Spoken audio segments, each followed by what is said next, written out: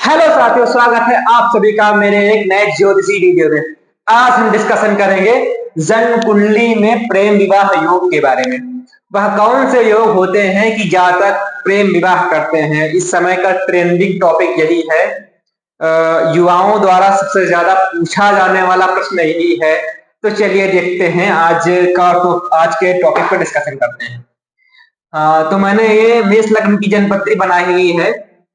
आपकी जनपत्री किसी भी लग्न की हो सकती है। लग्न कहने का मतलब एक आपके पहले भाव में कोई भी संख्या लिखी हो सकती है 1 से 12 तक।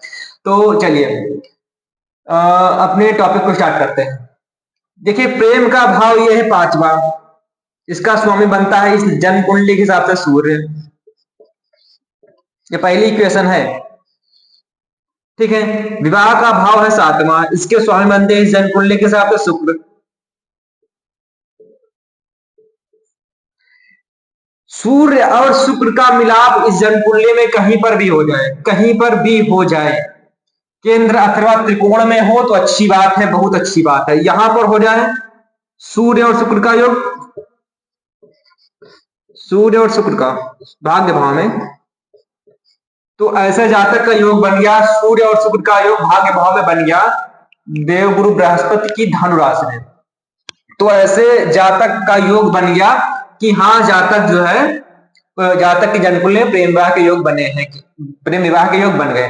हाँ, अब इसी का संबंध चंद्रमा से हो जाए, मतलब योग भी है और जातक कहना भी चाह रहा है, क्योंकि चंद्रमा मन है, जातक का मन जो है प्रेम विवाह के पक्ष में है। तो चंद्रमा यहाँ पर हो, यहाँ से दृष्टि डाल सकता है चंद्रमा। चंद्रमा कहने का मतलब मिथुन राशि का यहाँ पर है। देखिए, सीधी दृष्टि 7वीं दृष्टि पड़ती है चंद्रमा की, और इन दोनों ग्रहों की भी 7वीं ही दृष्टि। 1 2 3 4 5 6 7, 7वीं दृष्टि यहां से यहां तक जाएगी। देखिए, इस भाव से हम गिनेंगे 1 2 3 4 5 6 7। देखिए, अब पूर्ण योग माना जाएगा। सूर्य और शुक्र की युति करने का मतलब है लग्नेश और सप्तमेश की युति, और चंद्रमा का प्रभाव है। चंद्रमा यहां देखिए मिथुन राशि में बैठा हुआ है। हाँ, कहने का मतलब इस राशि का स्वामी भी स्ट्रांग होना चाहिए, वो बात की बात है। हाँ, योग तो बन गया, प्रेम विवाह का योग बन गया। और कुछ इक्वेशन हैं, लेकिन हाँ, प्रेम विवाह का योग इस जन्म कुंडली के हिसाब से पंचमेश और सप्तमेश का योग बने और चंद्रमा का भी संबंध बन जाए, तो ऐसा जातक प्रेम विवाह करना चाहता है।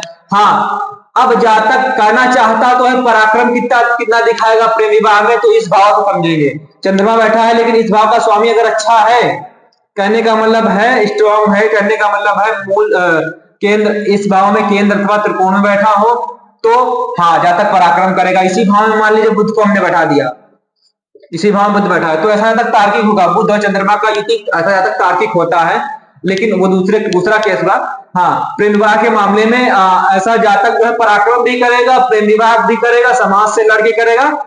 ये है क्योंकि ये जो है पराक्रम में इसका पराक्रम भाव स्ट्रांग हुआ, और चंद्रमा और बुध की युति भी कहने का मतलब है यहाँ पर बुध भी स्ट्रांग हुआ और चंद्रमा तो स्ट्रांग है ही, क्योंकि पूर्णिमा के आसपास का चंद्रमा होगा, क्योंकि सूर्य के सामने है। तो ये एक इक्वेशन हुई पूरी की पूरी। ये अगर ये इक्वेशन आपकी लग्न कुंडली में है तो बढ़िया है। एक बनती है D9 कुंडली, सॉरी नवमांश कुंडली। एक भाव को 9 भागों में बांटा जाता है, वो आगे वो बात की बात है। ये हम ये लग्न कुंडली के हिसाब से देख रहे हैं, नवमांश के हिसाब से भी देखा जाता है, लग्न कुंडली के हिसाब से मैं बात कर रहा हूं आज, ठीक है। ये एक इक्वेशन हुई जन्म कुंडली में जातक के प्रेम विवाह की, ये एक इक्वेशन हुई। और दूसरी इक्वेशन देखते हैं,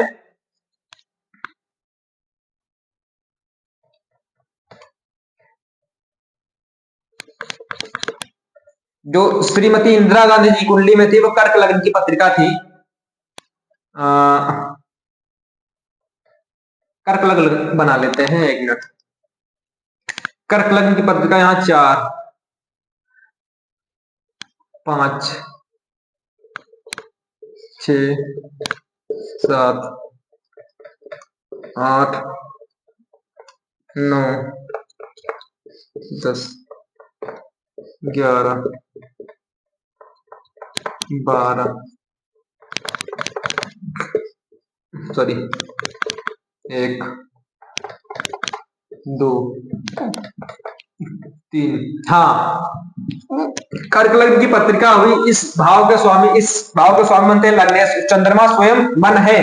तो इस इन जातिका की जन्मपत्री में श्रीमती इंदिरा गांधी जी कुंडली में ये था कि इस भाव के स्वामी इस भाव में चले गए थे। कहने का मतलब है ये लग्न भाव का स्वामी अपने से सप्तम अपने लाइफ पार्टनर के भाव में चला गया, जो जिसका चंद्रमा इस भाव में होता है, ऐसा जातक जो लव मैरिज करना चाहता है, प्रेम विवाह करना चाहता है, लिंग के प्रति आकर्षित रहता है ये। और आपका इनका शनि यहाँ था। कहने का मतलब है चंद्रमा आप शनि के भाव में और शनि चंद्रमा के भाव में, ये देखिए ये परिवर्तन राजयोग हुआ। तो ऐसा जातक, हाँ, शनि थोड़ा सा क्या कहते हैं ग्राउंडेड लोगों को शो करता है, जो निचले अपने से निचले स्तर के व्यक्ति होते हैं। तो उनकी लाइफ में ऐसा हुआ कि उन्होंने अपने निचले स्तर के व्यक्ति से शादी की थी। हाँ, चंद्रमा देखिए यहाँ पर सप्तमेश है, सॉरी, चंद्रमा लग्नेश है। लग्नेश होकर ये आपके सप्तम भाव में चला गया और आपका सप्तम भाव का स्वामी शनि ये देखिए आपके लग्न में हुआ।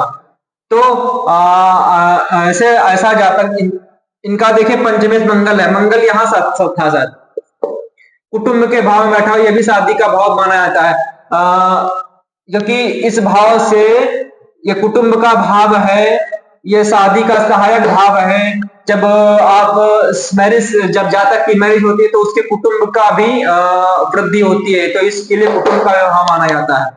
तो ये दूसरा केस हुआ। ये दूसरा केस हुआ। कहने का मतलब है जातक की जन्म कुंडली में लग्नेश और सप्तमेश का परिवर्तन इस केस में उसमें चंद्रमा इन्वॉल्व हुआ। कहने का मतलब है लग्नेश का संबंध सप्तम भाव से हो और चंद्रमा भी इन्वॉल्व हो। तो देखिए लग्न भाव का स्वामी चंद्रमा स्वयं है, मन स्वयं है।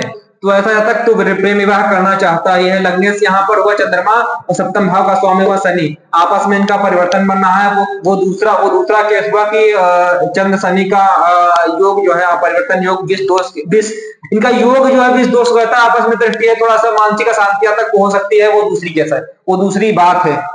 ठीक है, ये दूसरी इक्वेशन होगी। अब एक इक्वेशन होती है मंगल और शुक्र। मंगल और शुक्र अगर जन्म कुंडली में, पहले तो इन दोनों का इस भाव के स्वामी इस भाव के स्वामी का योग बनना हो आपस में। और मंगल क्या होता है? मंगल होता है एनर्जी और डिजायर। शुक्र क्या होता है? सौंदर्य और कामुकता। इन दोनों का जब योग बनता है जन्म कुंडली में, मंगल और शुक्र, मान लीजिए यहाँ पे हमने बैठा दिया मंगल यहाँ है अपनी राशि का और शुक्र को हमने बढ़ा दिया। मंगल और शुक्र का जब योग बनता है तो जातक जो है विपरीत लिंग के प्रति आकर्षित होता है। हाँ, स्त्रियों के केस में जिसका मंगल और शुक्र का योग होता है तो मंगल हुआ क्या? पति, शुक्र हुआ स्वयं, वो स्त्री स्वयं। तो जिसके शुक्र जो है सौंदर्य का ग्रह है। मंगल और शुक्र का योग जिस स्त्री की, इस लड़की की कुंडली में होगा, उसका होने वाला पति जो है दिखने में सुंदर होगा। ये योग होता है। हाँ, मंगल और शुक्र की युति पर राहु की दृष्टि पड़ जाए तो ऐसा जातक जो है लंपट स्वभाव का होता है। लंपट कहने का मतलब कैरेक्टर वाइज थोड़ा सा कमजोर हो जाता है, क्योंकि मंगल हुआ डिजायर और शुक्र हुआ सौंदर्य, शुक्र कामुकता हुआ। अब ये दोनों का योग हो रहा है और साथ में राहु इसमें विच्छेद कर रहा है। तो ऐसा जातक जो है, ऐसे जातक के अफेयर, कई अफेयर हो सकते हैं।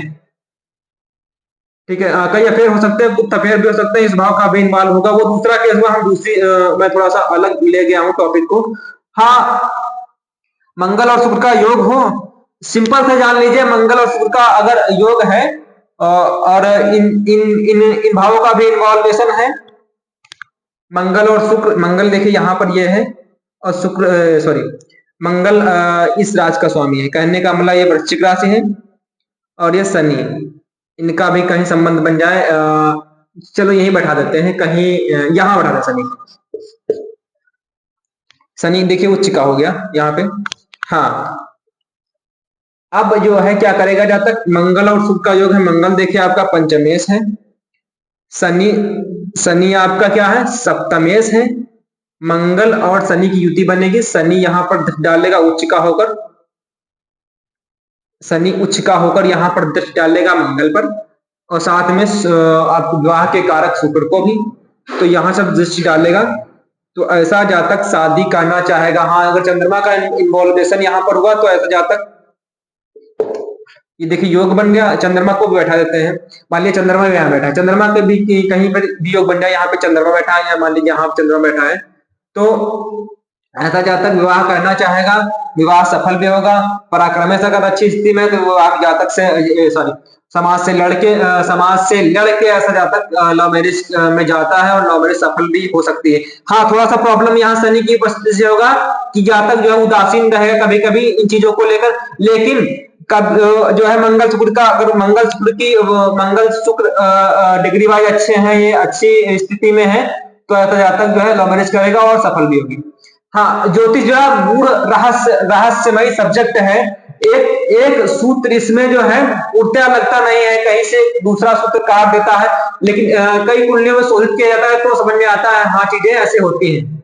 तो ये थोड़ा सा मेरा टॉपिक था लव मैरिज, जन्म कुंडली में लव मैरिज का योग। वीडियो कैसा लगा कमेंट करें, थोड़ा सा अगर समझ में ना आया हो फिर भी कमेंट करें, चैनल को सब्सक्राइब करें, वीडियो को लाइक करें। वीडियो देखने के लिए धन्यवाद।